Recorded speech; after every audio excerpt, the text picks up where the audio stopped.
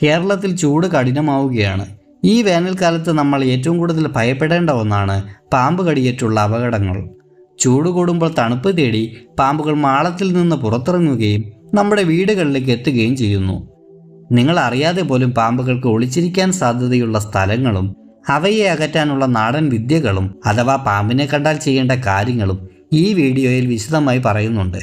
ഒരു സെക്കൻഡ് പോലും കളയാതെ ഈ കാര്യങ്ങൾ ശ്രദ്ധിക്കുക.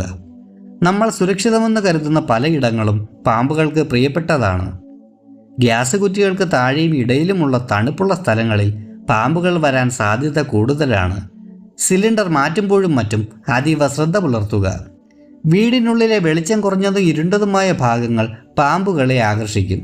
വീടിൻ്റെ എല്ലാ ഭാഗങ്ങളിലും കൃത്യമായി വെളിച്ചമെത്തുന്നുണ്ടെന്ന് ഉറപ്പുവരുത്തുക. ചൂട് കാരണം ജനലുകളും വാതിലുകളും തുറന്നിടുമ്പോൾ പാമ്പുകൾക്ക് എളുപ്പത്തിൽ അകത്ത് കയറാം. ചെറിയ ദോരങ്ങളോ വിള്ളലുകളോ ഉണ്ടെങ്കിൽ അവ ഉടൻ തന്നെ അടയ്ക്കുക. പാമ്പുകൾക്ക് താമസിക്കാൻ സൗകര്യമൊരുക്കാതിരിക്കുക എന്നതാണ് ഏറ്റവും വലിയ പ്രതിരോധം.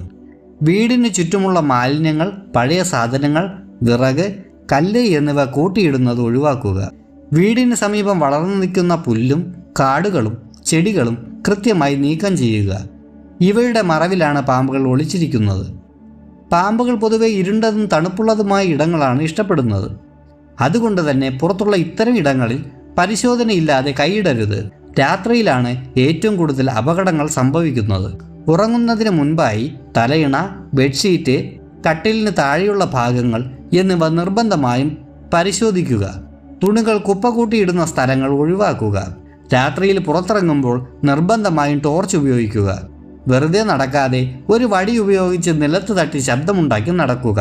ശബ്ദവും വിറയലും അറിയുമ്പോൾ പാമ്പുകൾ സ്വയം മാറിപ്പോകും.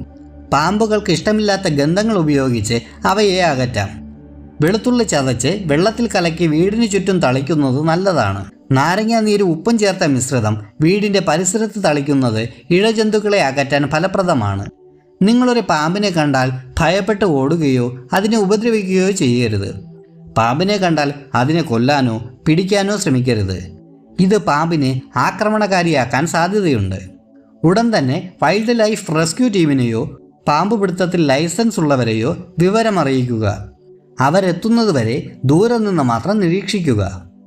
നിർഭാഗ്യവശാൽ ഒരാൾക്ക് പാമ്പ് കടിയേറ്റാൽ പരിഭ്രാന്തരാകാതെ രോഗിയെ സമാധാനിപ്പിക്കുക. മന്ത്രവാദത്തിനോ വ്യാജ ചികിത്സയ്ക്കോ സമയം കളയാതെ ഉടൻ തന്നെ ആൻറ്റിവെനം ലഭ്യമായ ആശുപത്രിയിൽ എത്തിക്കുക. ഒരു ജീവൻ രക്ഷിക്കാൻ ഓരോ നിമിഷവും വിലപ്പെട്ടതാണ്. നമ്മുടെ ചെറിയൊരു അശ്രദ്ധ വലിയൊരു ദുരന്തത്തിന് കാരണമായേക്കാം. ഞാൻ ഈ പങ്കുവെച്ച കാര്യങ്ങൾ നിങ്ങളുടെ അറിവിലേക്കായി മാത്രമാണ്. പ്രായോഗികമായി എന്തെങ്കിലും ചെയ്യുമ്പോൾ എപ്പോഴും ഒരു വിദഗ്ധ ഉപദേശം തേടുന്നത് നന്നായിരിക്കും. വനം വകുപ്പിൻ്റെ ഹെൽപ്പ് ലൈൻ നമ്പറുകൾ എപ്പോഴും കൈവശം വയ്ക്കുക. ഈ വിവരങ്ങൾ ഉപകാരപ്രദമാണെന്ന് തോന്നുന്നുണ്ടെങ്കിൽ മറ്റുള്ളവർക്കും കൂടി ഷെയർ ചെയ്യുക.